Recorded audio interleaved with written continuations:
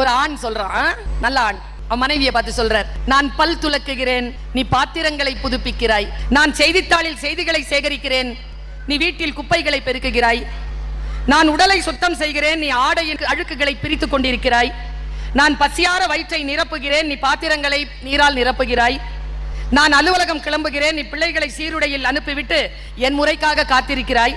நான் இரவு வீடு திரும்புகிறேன், நீ இன்னும் திரும்பவில்லை சமையலறையில் இருந்து.